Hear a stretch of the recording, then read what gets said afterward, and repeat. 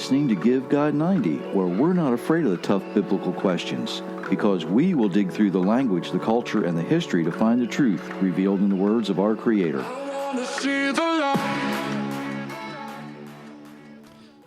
Good morning, everyone. Or at least it's morning when we're doing this. So, whenever you listen to it, I hope you're having a good day, and thank you for sharing part of that day with us. My name is Jerry Mitchell, your host for Give God 90. Supervising today, as usual, is Myra. Hi, everyone. Thanks for joining in with us today. We certainly do appreciate it.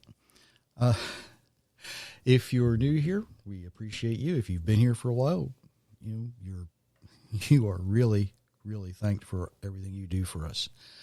Don't forget the website's out there. The books are out there. The new one's doing well. I just saw an email pop up. The publisher just sent me something else this morning. I'll look at that later. If you like what you hear, hit those share buttons, the like buttons, and all that good stuff. Don't forget the notifications, the subscriptions, whatever platform you're listening on. However you're hearing this, we really do like that. I mentioned the other day that you can reach out to us on any of the social media platforms if you want to leave us a comment. And a lot of you did. Keep it up. So many. I didn't have time to get to them all. Okay, I really didn't. I will try to find the time. I really, really will. But don't forget. If I don't get a chance to do the friend thing on Facebook, you can always follow us there. We're also on MeWe. If you follow me on Facebook, you might want to hit that Give God 90 page a follow as well. And I'm not complaining about this. I am really humbled that so many of you wanted to reach out and connect. I am amazed that I think the last count there was over 400 people that had attempted to contact me. Yes. And unfortunately, I just don't have time to get to each and every one. I want to let you know that something I've been working on in conjunction with someone.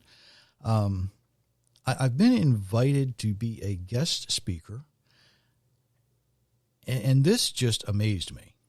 I'm going to be speaking to a group in Pakistan. Now, I'm not going to Pakistan personally yet. This is going to be done over the internet, over the airwaves. I will have some more detail as that time approaches on November the 5th. The topic's going to be connecting with God. Okay, I'll give you that much. And what I will say, just briefly, a few years ago, I know a lot of believers were really upset. They were just hammered with, this internet's going to be used for Satan. And it hasn't been. He does use it. There's a lot of things out there that are floating around that just shouldn't be. But the reality is, believers are connecting. Believers are really using it to spread the word, and it's getting out. If somebody like me can be invited to speak, even over the airwaves, over the internet, through all the Ethernet, however it works, out of the cloud, to a group in Pakistan, we are certainly using it carefully. And that's something I need to be careful about with today's topic too. I need to be sensitive, I guess is a good word. And that's not something I'm usually good at. Because I want to talk about how believers corrupt the word. And that corruption often comes from our misunderstanding or our mistranslations. Other sources, of course, they really do come from our traditions. Some come from our cultural diversity. Now, when we read the Bible, if we have a more conservative background, and I'm not speaking politically here, okay? I'm using the word conservative in its original definition, which means to preserve or keep safe the original, which is what we do here. We attempt to go back to the original, go back to the original language, look through the culture, the history, and figure out what's really being said. So when we read the Bible attempting to preserve the original context, we're going to be offended by the people who attempt to add to or subtract from that original. And that's exactly what's happened since Moses wrote the first 5 books of the Bible. Now, it doesn't matter what religious system we might follow. It doesn't matter if we're Jew or Christian, because both have attempted to either add to or take away. They want to change it in some way for some reason. In fact, since Eve spoke to the serpent, mankind has been corrupting the word of the Creator. Remember what she said? Oh, we shouldn't even touch it. That was never mentioned. The Pharisees were no different during the Second Temple period. Now, because of their distrust and hatred of the Greek and Roman occupiers, which is understandable, they made a ruling that Jew and Gentile shouldn't even eat together in the same place. Now, we know this from Acts 28 when Peter said, "You know how unlawful it is for a Jew to associate with a foreigner or visit him, but God has shown me I should call no man impure or unclean." Isn't that amazing? And the same thing is true today. Many Christian denominations have their own list of rules for that denomination, and they claim that those rules are biblical, when many of them can't be found in the Bible. So what does the Bible actually say about that? Go ahead and read what it says.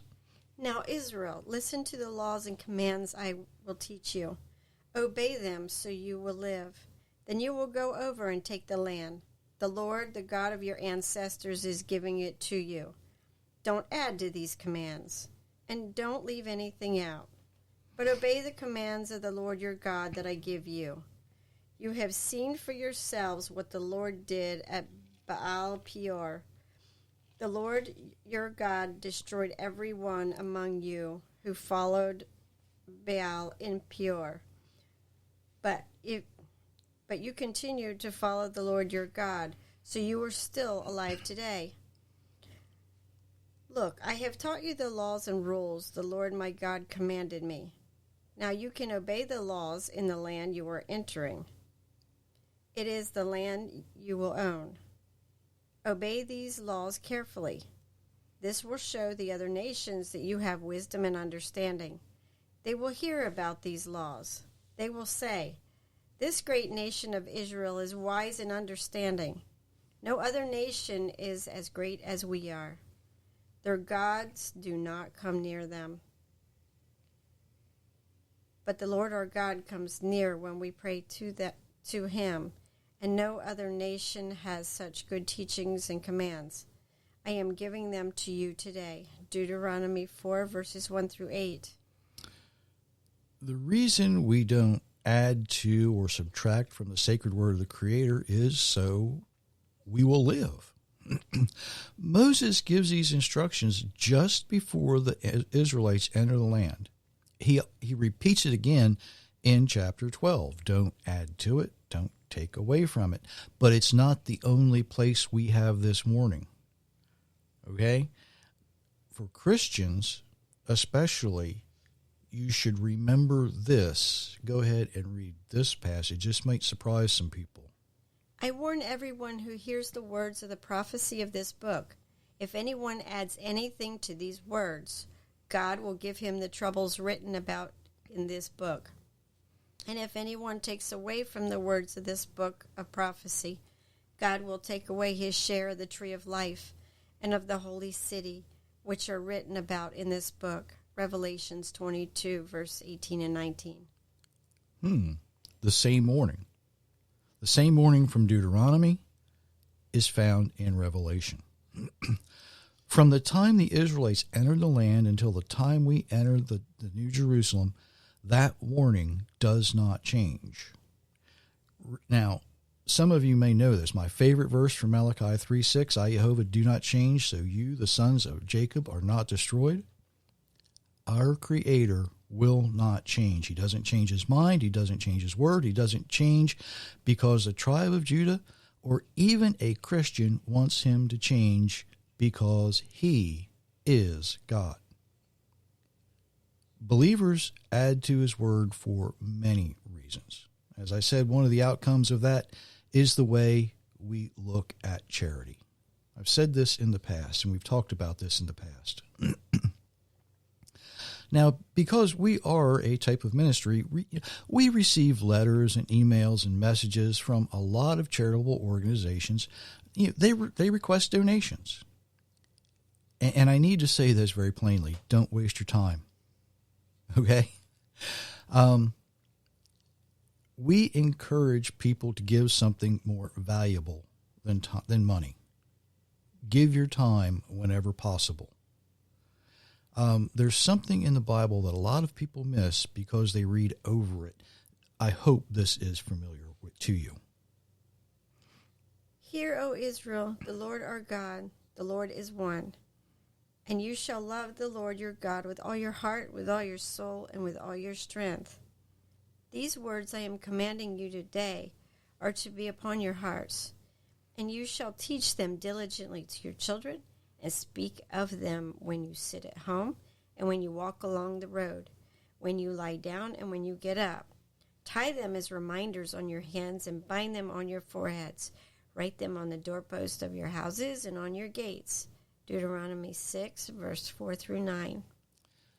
Teach them diligently to your children so they can teach their children, and they can teach their children, and they can teach their children, and it just keeps going. Now, it doesn't mean we preach at our children. It means we spend time with them, and show them through our actions that we love Jehovah with all our heart, all our soul, all our mind, and everything that we have. But it shouldn't stop there. A couple of verses later, Moses writes, to be careful we do not forget Jehovah. We're not to forget what he's done for us. We don't forget everything that he instructs for us. We teach our children about all the things he's done, not just a simple list of thou shalt not, right? That's preaching at someone. If you really want someone to learn, show them. Something I grumble about just a little bit, and it's because it often takes up space in my workshop, okay? It is when we receive a truck full of lost and found items from a local motel. We go through the items, sort the clothing, it gets washed. If there's somebody we know who needs an item and we think it'll fit, we give it to them. If there's something in that load that somebody needs that's not clothing, if that person needs it, we give it to them. Everything else gets cleaned and goes to a local charity, which is something we need to do today or tomorrow. What we're really actually giving is time. And our granddaughters often help with this. So they get to see, you go through the stuff, what's actually usable gets washed, gets cleaned up, and it goes to the people who need it. That's time. And it takes time. It takes time to do the laundry. It takes time to wash the stuff that needs to be washed. Time is our most valuable asset. And I guess it was about a year ago, we met an older man in a grocery store. He was riding around in one of the little carts that the store provides for the people who are older or have trouble getting around. And I need to be careful about how I say older folks, don't I? Because Yeah, we resemble that. We're getting there. But anyway, he was much older than us. Now, you might think that the time we spent with him, it was about 45 minutes. You know, we helped him get his groceries to the car, and you know, that time we spent was mostly listening to him. And you might think that we were the ones who were being kind and listening. But I think it was us who actually benefited from that. We had the opportunity to hear his story. I don't remember if he had children. You know, if he had children, I'm sure they've heard these stories and hopefully they'll remember it. But he passed on his life experience. That was more valuable that day than the time that we spent, you know, with him for his sake, for his benefit. His life experience is something that can never be replaced. And if you are an older person, I would encourage you to offer something more valuable than money to the younger people around you. You know, if you weren't blessed with children, maybe there's a single parent near you who might enjoy having their children learn from you. Not to be preached at, but to learn from your experience. Think about that.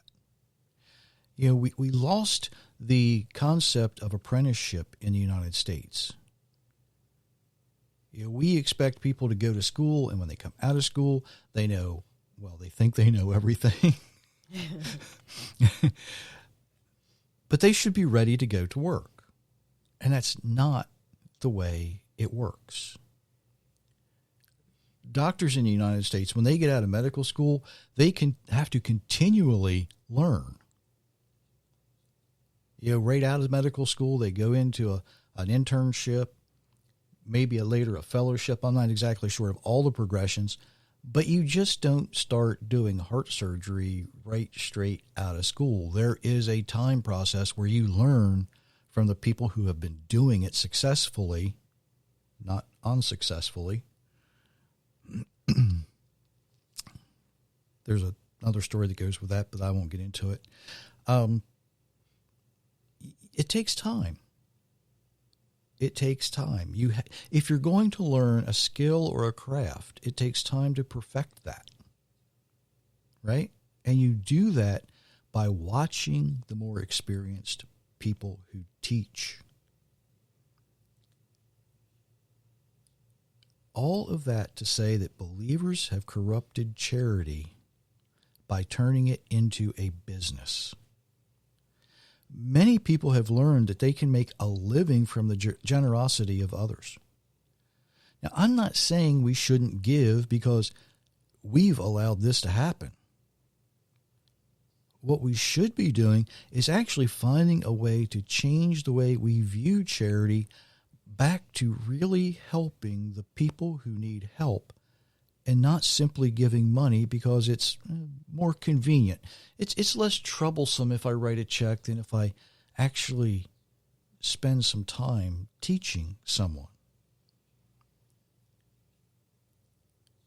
Now, if you've been listening for a long time, I've always said I'd rather have 250 people give me 50 cents instead of one person giving $500. Why is that?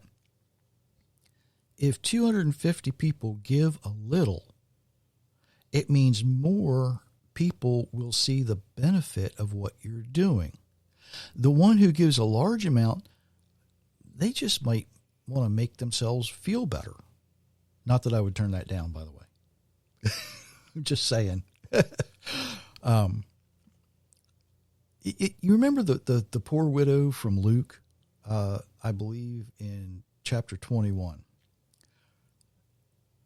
The poor widow has put more in than all the others because they contributed out of their surplus. But the poor widow gives out of poverty.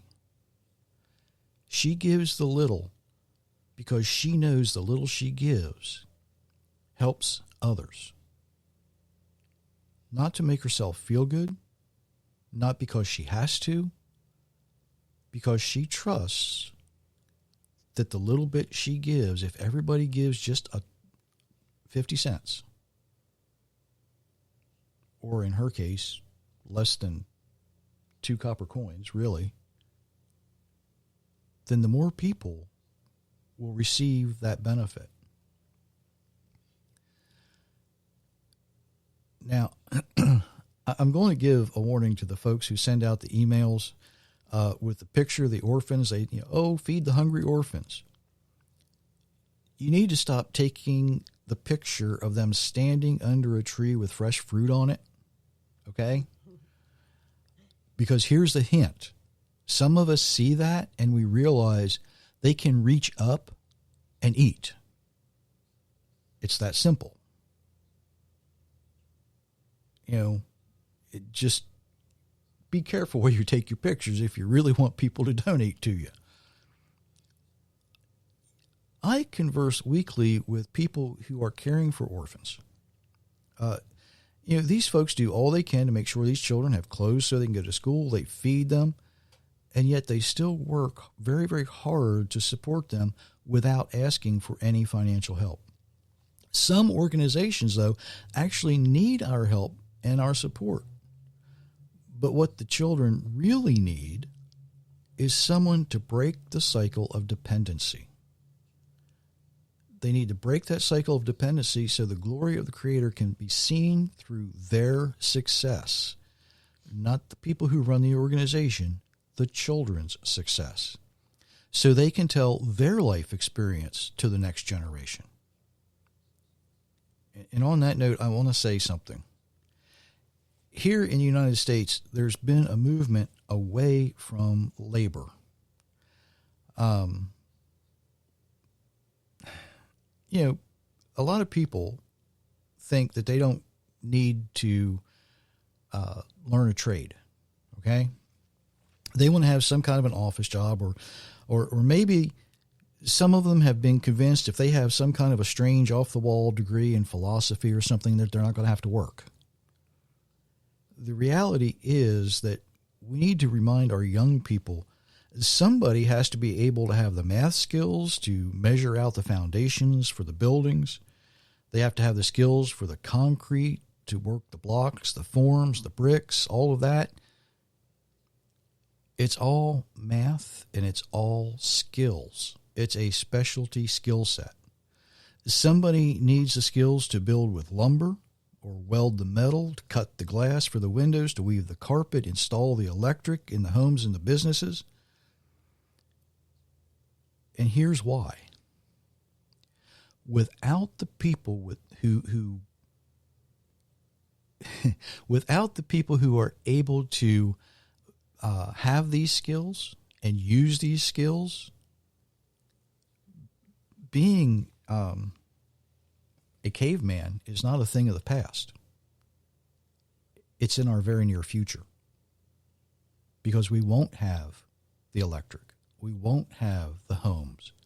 We won't have the skills where somebody can lay out a foundation for a building. Sadly, in the United States, that's happening. More and more people are not using the skills that the Almighty has given them because the word has been corrupted to the point where we have forgotten you will work for your food. Not everybody can be a doctor. Not everybody can be a lawyer. Not everybody can be a truck driver. Not everybody knows how to handle hand tools so they can craft fine furniture. Not everybody has the skills to do everything. Thankfully, not everybody can be a lawyer or a politician. I said a while ago, we were listening to a news show, and I said, in the United States, I think it is necessary that when somebody gets elected to office, they have to have a lobotomy, because that's the way they're acting right now. And it's not just the United States. If you look around the world, a lot of our political leaders lose most of the common sense we thought they had when they get into office. All because we have failed to remain faithful and trusting of the Creator and of the things He said. You see, without the uncorrupted sacred word of our Creator guiding us, we're lower than the animals. Because even the animals have been given the knowledge to know who they are, and they have the protection of the Creator. When we forget who we are, made in His image, we step outside of that protection. Believers have helped to corrupt the word. It's actually up to this generation of believers to dig through that corruption, to find and preserve the sacred word of our Creator in its original context, in its original meaning, with its original definitions. Did you have anything you wanted to add to all that? Thank you for joining us, and teach somebody younger than you. Absolutely. Hopefully you have, well, we all have something to offer. But hopefully you're willing to share what you have to offer. Teach it to a young person. They will probably hate it now, but they'll remember it later. Until Thursday, today's Monday, right? Yeah. Until Thursday, everyone, we offer you many, many blessings.